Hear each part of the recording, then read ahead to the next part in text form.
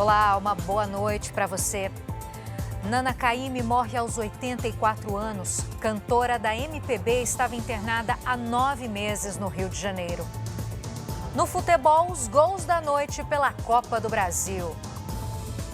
É agora, no Jornal da Record.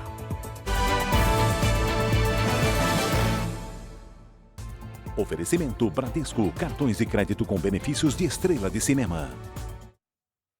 Morreu nesta quinta-feira, no Rio de Janeiro, a cantora Nana Caymmi. Ela tinha 84 anos e estava internada há 9 meses. Sobre o mundo cai o véu. Nana Caymmi nasceu em 1941 no Rio de Janeiro. Filha do cantor e compositor Dorival Caymmi, ela cresceu no mundo da música e fez sucesso em vários estilos, desde boleros até a bossa nova, o samba e a MPB. O auge da carreira foi nos anos 60. No Festival da Record, em 1967, Nana Caymmi encantou o público com a canção Bom Dia, ao lado do cantor Gilberto Gil. E o dia já levantou, ele sai, ele vai. Ela passa toda a década de 60 e a década de 70 apresentando grandes canções que se tornaram eternas. Nana Caymmi já fez parcerias com músicos famosos como Tom Jobim e Milton Nascimento. É uma cantora única com um timbre realmente abençoado, também totalmente singular, só dela. É daquelas que fechou a fábrica, não vai ter mais. Uma das grandes criações de um gênio que é o Dorival Caymmi. O irmão da cantora, Danilo Caymmi, foi quem anunciou a morte de Nana nesta quinta-feira. O Brasil perde uma grande cantora, uma das maiores intérpretes que o Brasil já viu, de sentimento, de tudo, enfim. A sua voz fica aqui, a sua obra. E vá com Deus, Deus te receba de braços abertos. Valeu, querida. Nana Caymmi deixa 3 filhos e 2 netas.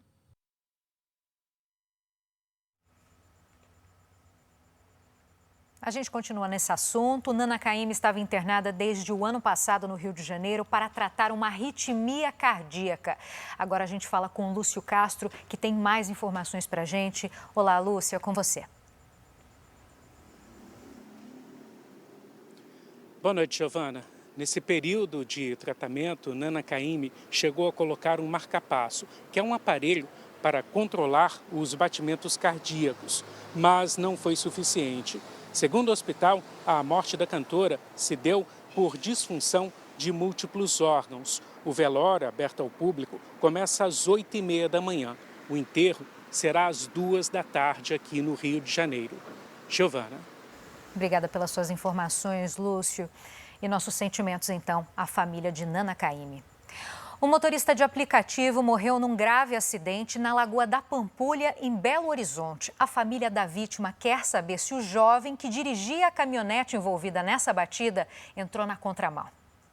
Segundo os policiais que atenderam a ocorrência, o motorista da caminhonete bateu no carro de aplicativo.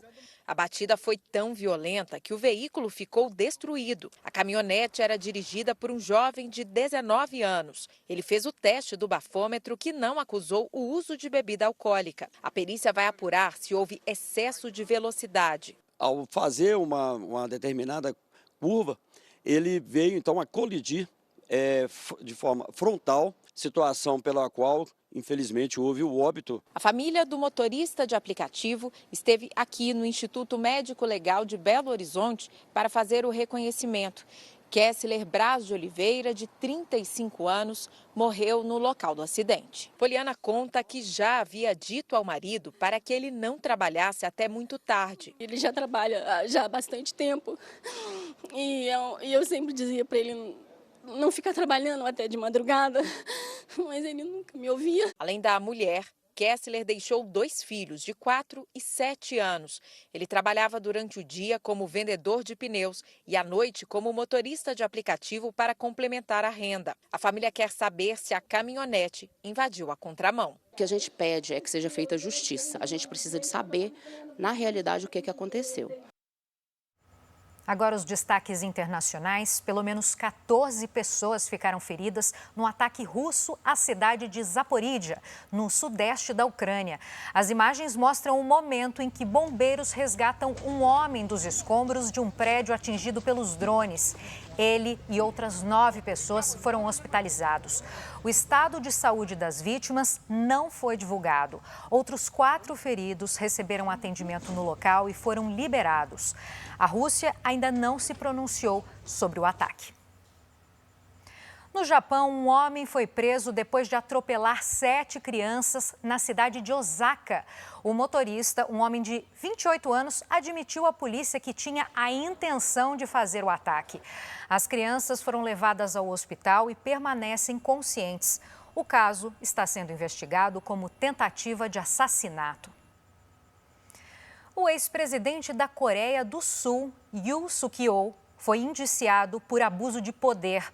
A nova acusação surge depois que o sul-coreano tentou impor uma lei marcial no final do ano passado. O decreto durou apenas 6 horas antes de ser derrubado pela oposição. O político já teve o impeachment confirmado.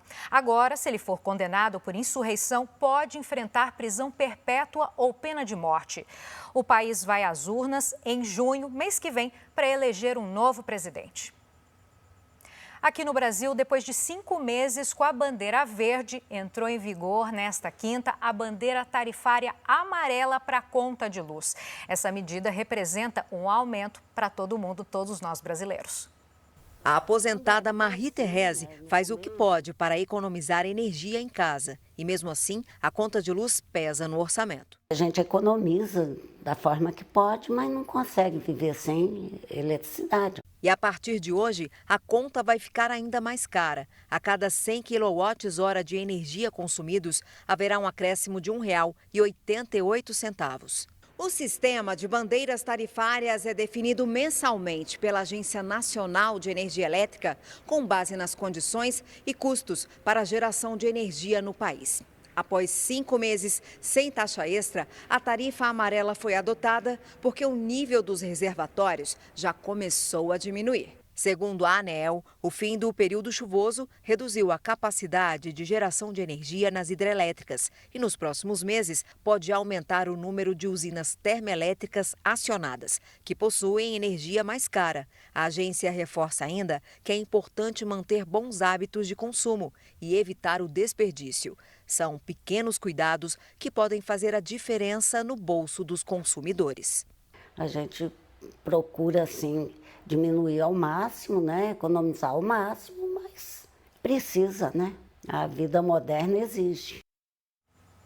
O novo presidente do INSS assume a função com a responsabilidade de facilitar o acesso de investigadores a informações e ressarcir milhões de aposentados e pensionistas que foram prejudicados pelas fraudes. Gilberto Valer Júnior é procurador federal de carreira e está no INSS desde 1998. Pós-graduado em combate à corrupção e lavagem de dinheiro, ele foi também corregedor-geral e subprocurador-geral do Instituto. Gilberto Valer também atuou na Controladoria Geral da União, órgão que teve papel fundamental na investigação que revelou as fraudes e na implementação da Lei de Acesso à Informação. A escolha do novo presidente do INSS não passou pelo ministro da Previdência, Carlos Lupe, que mesmo pressionado, segue no cargo. O ministro Lupe não está no inquérito, então até o presente momento não tem nada que desabone a conduta dele. Então, ele ou qualquer outro ministro, se cometer algum ato que não seja correto, está sujeito a ser demitido pelo presidente da República. No presente momento, ele está conduzindo esse processo de forma muito transparente. Até o momento, 5 servidores públicos foram exonerados dos cargos. As investigações se concentram em analisar todo o material apreendido na operação em 3 estados e aqui no Distrito Federal. São centenas de aparelhos eletrônicos que estão sendo periciados. Os suspeitos serão ouvidos logo depois dessa etapa. A investigação da Polícia Federal revelou que entre as vítimas do esquema criminoso estão beneficiários com deficiência, analfabetos e indígenas. O prejuízo estimado ultrapassa os 6 bilhões de reais. Só o valor dos imóveis apreendidos com suspeitos supera R$ 1 bilhão de reais. A polícia também apreendeu mais de 60 carros, dinheiro, joias e obras de arte, avaliados em mais de 41 milhões de reais. Com a queda das temperaturas, os casos de síndrome respiratória aguda grave aumentaram em 18 capitais e tem preocupado autoridades de saúde. No início do mês passado, Alexandre sentiu os primeiros sintomas. Um incômodo de garganta, pigarro. Comecei a sentir um pouco mais de desconforto. Eu vi que veio uma tosse junto, vi que a respiração estava um pouco mais ofegante do que o habitual. 2 dias depois, o bancário teve febre alta, foi ao hospital e fez um exame que deu positivo para a influenza A. Dados da Fundação Oswaldo Cruz mostram que 18 das 27 capitais brasileiras apresentam crescimento nos casos de síndrome respiratória aguda grave. A doença é causada pelos vírus influenza A, Covid-19 e rinovírus. Em São Paulo, a situação já é considerada preocupante. De acordo com o Sindicato dos Hospitais do Estado, 35% das internações são causadas por doenças respiratórias. Com o tempo mais frio, os vírus respiratórios tendem a circular com mais facilidade. Surge então uma dúvida comum: como saber se temos um simples resfriado ou algo mais sério? A resposta pode estar nos sintomas e na forma como o corpo reage nos primeiros dias da infecção. Sinais de alarme são febre alta e persistente, pessoas que estão com falta de ar, cansaço, dificuldade para respirar, nas crianças dificuldade para mamar, os bebês especialmente, e para aquela população que tem algum fator de risco. Hoje o Ministério da Saúde reforçou a importância da vacinação contra a gripe para evitar casos graves. É muito importante, sobretudo os grupos prioritários, se vacinarem antes de apertar o período do inverno. Nós temos agora no próximo dia 10 de maio, dia D nacional de vacinação. Nós vamos em todo o Brasil fazer uma grande ação de vacinação da influenza. Seu Adilson, de 85 anos, aproveitou o feriado para colocar a carteirinha de vacinação em dia. Então eu que já estou velhinho, para ficar doente é dar um chuvisco. A vacina é importante, né? Seu Adilson dando exemplo, né?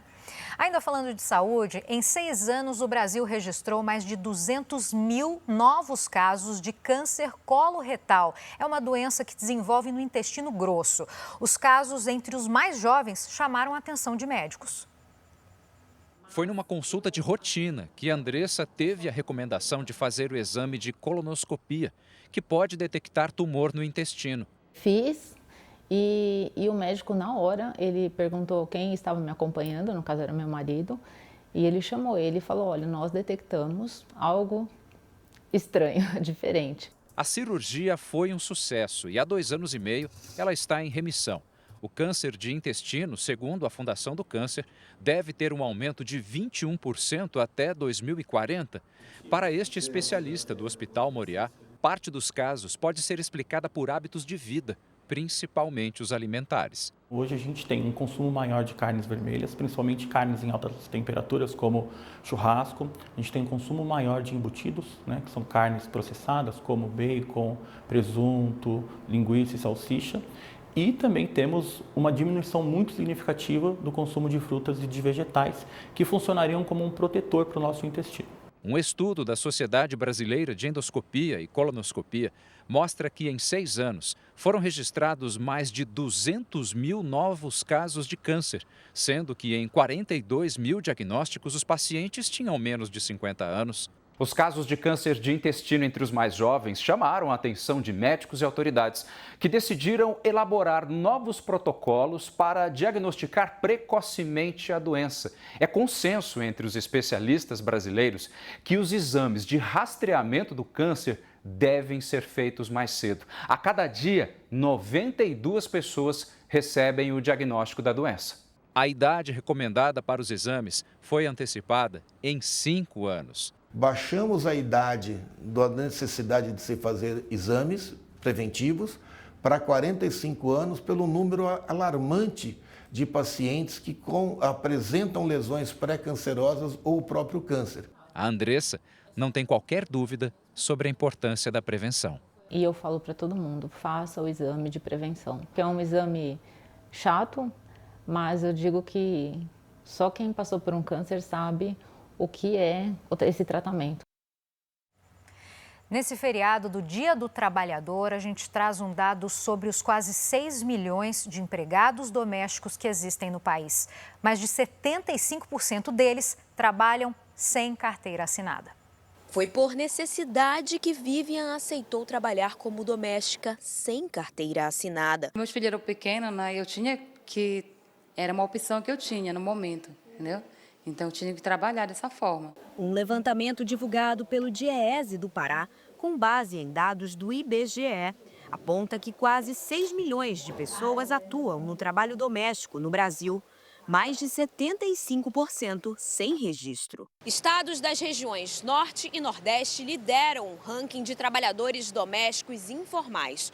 No topo da lista aparece o Piauí, com mais de 91%, seguido do Maranhão e Pará, com mais de 90% dos funcionários em situação irregular. A legislação trabalhista com relação ao empregado doméstico é bem clara. A partir de 3 vezes na semana, é configurado o vínculo de emprego de doméstico. Sem registro, esses trabalhadores ficam desamparados pela legislação trabalhista. Os mais prejudicados são as mulheres. É importante o empregador ter pleno conhecimento de que ele não assinar a carteira, ele pode estar prejudicando o empregado. Essa pessoa fica totalmente desamparada, sem receber a aposentadoria que seria devido caso tivesse carteira assinada. A Maria José trabalhou 30 anos sem registro. Agora, com problemas de saúde e sem renda fixa, sofre as consequências. A aposentadoria não deve sair tão cedo. Ninguém assinava carteira. A gente trabalhava e não tinha direito a nada, entendeu? E só daqui com já esses anos agora, esses últimos anos que eu consegui. Mais de 18 mil casos de violência no trabalho foram registrados no Brasil este ano. Um dos crimes mais recentes aconteceu no Rio Grande do Sul. Há pouco mais de um mês, esse trabalhador, que prefere não se identificar, foi torturado pelo próprio chefe, dono de um ferro velho em Canoas, na região metropolitana de Porto Alegre. Os abusos físicos e psicológicos eram constantes. Choque, água quente, maçarico na cabeça, chutes. E tudo amarrado, entendeu? Tudo estava amarrado. O agressor foi preso preventivamente. A vítima carrega cicatrizes e ainda toma remédios para prevenir infecções. Por causa do trauma, decidiu se mudar de cidade com a esposa. Medo, porque a gente sabe que ele andava com pessoas que eram pessoas assim, barra pesada. Trauma, o desespero é grande. Só nos 4 primeiros meses deste ano, o Ministério da Cidadania e Direitos Humanos registrou 18.400 violações de direito no ambiente de trabalho. Os casos ocorreram principalmente nos estados de São Paulo, Minas Gerais, Rio de Janeiro e Rio Grande do Sul. O processo de triagem e direcionamento dessas denúncias ele é diferente, ele é mais acelerado, justamente pela gravidade, né, das situações que estão aportadas ali, servidão por dívida, cárcere privado, jornadas extenuantes de trabalho. Nesta semana, sócios de 9 empresas foram condenados a pagar R$3 milhões em indenização por danos morais, após 210 trabalhadores serem resgatados de condições análogas à escravidão em vinícolas de Bento Gonçalves, na Serra Gaúcha. O setor de eletroeletrônicos registrou no ano passado o melhor desempenho da década. Foram produzidas mais de 80 milhões de unidades no Brasil. Olhar atento nos preços para presentear ou repor aquele eletrodoméstico que quebrou. Eu vim procurar um ferro. O meu tá ruinzinho, e aí eu vou comprar um. Eu até comprei uma TV semana passada, com algumas facilidades que o cartão tem, a gente parcela e vai pagando. Hoje eu vim dar uma olhadinha nas máquinas, no forno de embutir. Eu costumo, fazer uma programação e pagar, sempre tentar pagar à vista, né? Ou no Pix, alguma coisa assim, para ter um descontinho melhor. A ideia do Henrique era só pesquisar, mas decidiu comprar. Aí como eles testam na hora, é até bom que você se acompanha, né? Porque pelo site daí não dá para ter a certeza, né, de que funciona, saca? Eles não estão sozinhos. As vendas de eletroeletrônicos fecharam 2024 com o melhor resultado dos últimos 10 anos. motivo de comemoração para o varejo. A facilidade no crédito também, do parcelamento, tem ajudado as pessoas. Isso que facilita para o cliente, para o consumidor poder trocar essa sua geladeira, trocar essa máquina de lavar por uma mais moderna, que economiza água, que economiza energia. A produção de eletroportáteis ultrapassou 80 milhões de unidades, alta de 33% em relação ao ano anterior, melhor resultado em 10 anos. As projeções para este ano também são otimistas. A previsão é que as vendas de eletroeletrônicos cresçam entre 5% e 10%. Aumento da oferta de emprego, fatores climáticos e o interesse dos clientes por novidades tecnológicas são alguns dos motivos para o otimismo da indústria. Os clientes entenderam a necessidade de ter produtos de melhor desempenho, melhor qualidade para o uso doméstico, e isso foi aumentando esse incremento. Esta indústria de ventiladores na região metropolitana de Fortaleza, no Ceará, ampliou o quadro de funcionários em 20% para atender a demanda. Para André Roque, gerente comercial da empresa, os consumidores buscam cada vez mais produtos que facilitem o dia a dia e que sejam econômicos. Eu acho que os clientes acabam priorizando a compra de produtos com essa tecnologia, onde vai otimizar o tempo, o espaço dentro de casa, para otimizar o dia a dia. Um colecionador de armas reagiu a um assalto na zona sul de São Paulo e matou 2 criminosos. Para surpresa da polícia, os suspeitos eram investigados por participar de roubo seguido de morte de um delegado em janeiro. O homem de 51 anos tem registro de colecionador, atirador e caçador, o chamado CAC. Ele estava nesta rua com 3 crianças quando foi abordado por 2 criminosos em uma moto. Segundo o depoimento, eles agiram com violência e pegaram 3 celulares. Em dado momento, a arma de um dos ladrões disparou. O homem reagiu e baleou os assaltantes. Os 2 suspeitos mortos foram identificados como Cauã Heleno Lima da Cunha e Vitor Júnior da Silva Xavier Vieira. Ambos têm passagens por outros crimes. Segundo a investigação, eles também participaram do assassinato de um delegado em janeiro deste ano, na zona sul da capital. Josenildo de Moura Júnior tinha 32 anos e havia iniciado a carreira na polícia há pouco tempo. Câmeras de segurança registraram quando ele foi abordado por um motociclista que fingia ser entregador. O criminoso percebeu que o delegado estava armado e atirou. Josenildo morreu no local. 2 homens e uma mulher estão presos, suspeitos de participação no crime. Vitor Caetano da Silva, suspeito de ser o assassino do delegado, segue foragido.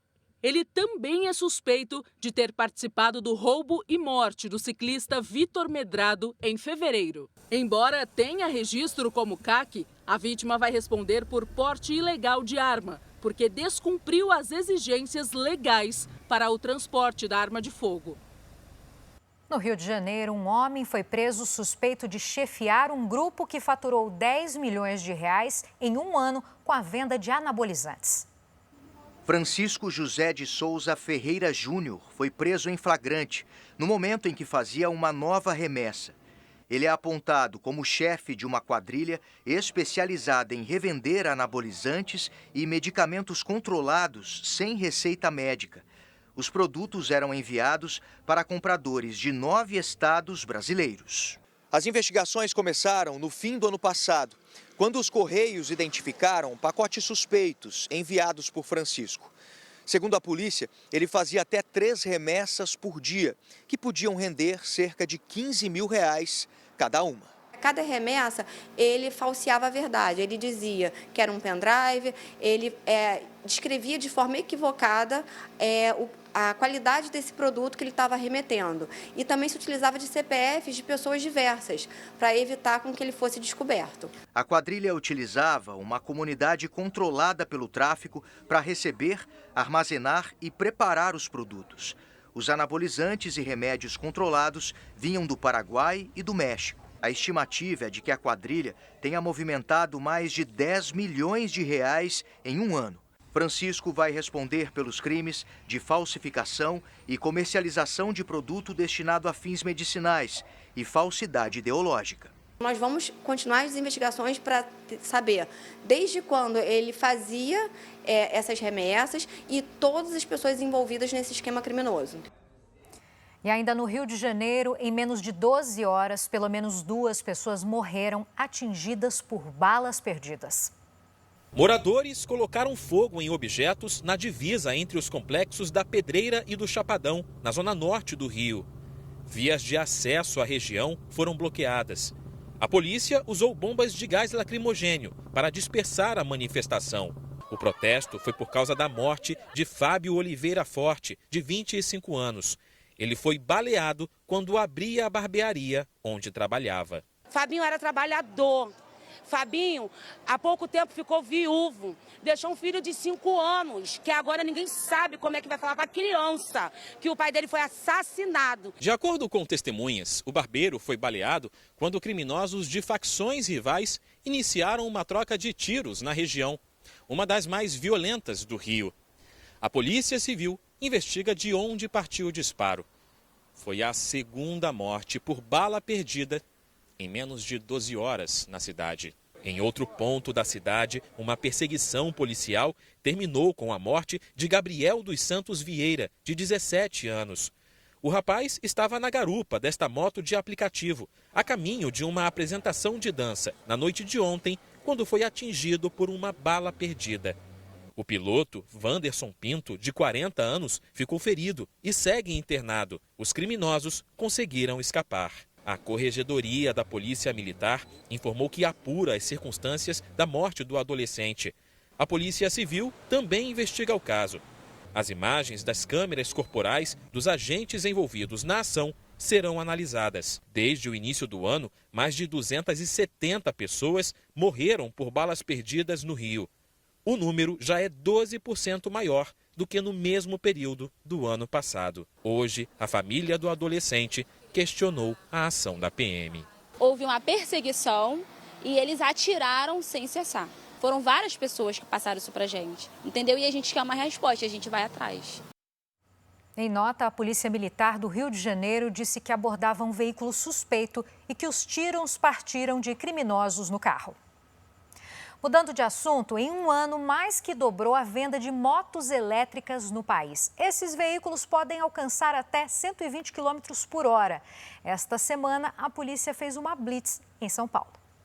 De todos os veículos desse tipo que foram fiscalizados, quase 90% foram recolhidos por alguma irregularidade, principalmente falta de placas. Se eu comprei meu ciclomotor até novembro de 2023... eu tenho o prazo até dezembro de 25 para efetuar o registro. Se eu adquirir após essa resolução, após novembro de 23, ela já tem que estar imediatamente registrada. Iraldo comprou uma moto elétrica para facilitar o trabalho como vendedor ambulante, mas teve numa blitz assim o veículo apreendido. Quando eu comprei, a menina falou que não precisava de habilitação para trafegar aqui na via, né? E aí eu comprei. Acabaram prendendo a moto e eu não consegui tirar ela. Esse comprador também se confundiu na hora de adquirir um veículo de locomoção. Quando eu comprei a moto, estava andando tranquilamente, porque me deram até uma placa com indicação de 32 km por hora e tal. Nesta loja, a vendedora diz que não é preciso ter CNH para pilotar a moto elétrica. As motos que exigem habilitação? Não, alguns modelos exigem emplacamento. Nas bicicletas elétricas, o motor é menor, a velocidade não ultrapassa 32 km por hora e o uso de placas é dispensado. Já as motos elétricas podem alcançar até 120 km por hora. E para estas, valem as mesmas regras de uma moto a combustão. Importante, só se enquadra em bicicleta quando o motor é acionado pelo pedal. Se tiver acelerador manual, é preciso ter emplacamento e habilitação. E a circulação em ciclovias ou calçadas é proibida. As bicicletas elétricas não necessitam de registro junto ao Detran ou ao Senatran, né, Secretaria Nacional de Trânsito. Já o ciclomotor ele necessita estar devidamente emplacado e para isso o fabricante ou importador ele deve fazer o registro na base nacional de veículos automotores para que posteriormente o Detran ele faça a atribuição de um proprietário e, em consequência disso, o emplacamento desse veículo. No primeiro trimestre, o número de motos elétricas registradas no Brasil foi mais que o dobro do que o do mesmo período do ano passado. Pela região, é comum ver veículos sem placas, conduzidos por pessoas sem capacete e na contramão. Ao entrar com as motinhas, bicicleta, eles acabam danificando as mercadorias dos clientes. E aí você tem que estar passando para eles que é proibido, esbarram nas pessoas, aí você tem que estar chamando a atenção para eles não estar fazendo esse tipo de ato, entendeu? Com moto. Para evitar problemas, a orientação é conferir se o modelo exige documentação. Normalmente o veículo ele não está devidamente registrado, é motivo de apreensão. A falta do uso de equipamento obrigatório como capacete também tem sido aí identificado como uma das principais infrações ocasionando a apreensão desses veículos. E depois desse empate do Santos com o CRB, torcedores se envolveram em uma confusão com a Polícia Militar nos arredores da Vila Belmiro. Nas ruas de acesso ao estádio é possível ver a correria e o tumulto. O protesto contra o elenco e o presidente do clube acabou ainda nas arquibancadas. Os torcedores ainda tentaram invadir o centro de imprensa da Vila Belmiro. No Mineirão, o Cruzeiro venceu o Vila Nova. O artilheiro Caio Jorge fez os 2 golaços da vitória, você vai ver aí. O primeiro saiu aos 33 minutos em uma linda jogada. Pouco depois, ele recebeu, passe na área e marcou o segundo. Final, Cruzeiro 2, Vila Nova 0. E uma das maiores feiras de gado do mundo completa 90 anos e celebra o programa de melhoramento genético que mudou a história da pecuária no Brasil. É a Expo Zebu, que vai até domingo em Uberaba, Triângulo Mineiro. Como resistir a essa tentação? Mas para essa fraldinha no espeto chegar para nós, consumidores, o processo é longo, exige muito estudo e tecnologia. Aqui, por favor, sem gordura. E é exatamente essa a proposta dos criadores de gado Zebu. Nos oferecer uma carne saudável, macia e extremamente saborosa. Muito obrigado.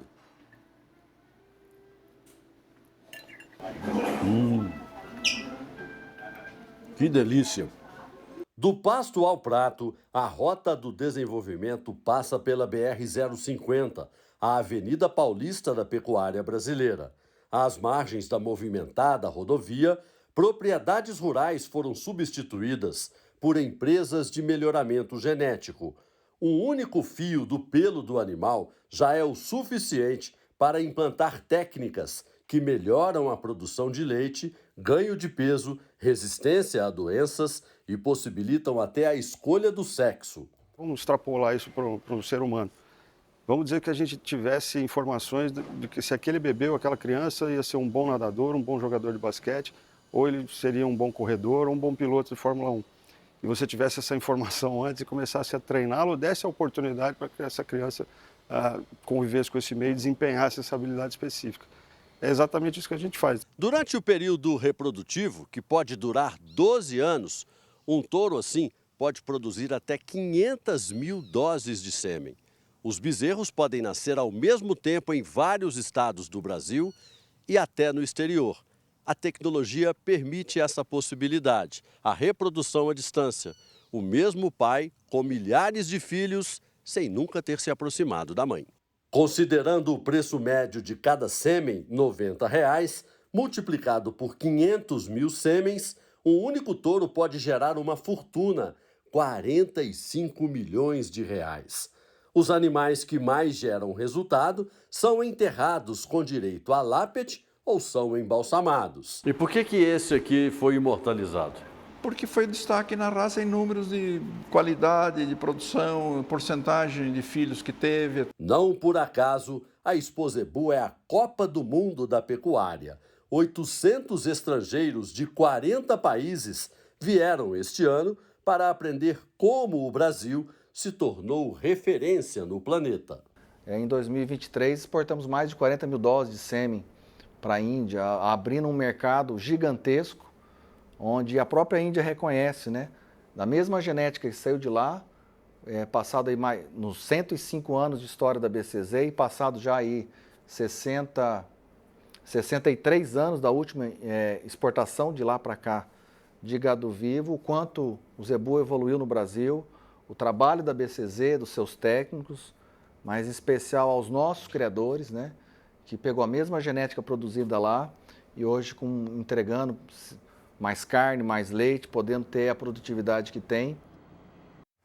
O Jornal da Record termina aqui. Fique agora com Fala que eu te escuto. Boa noite, boa sexta-feira.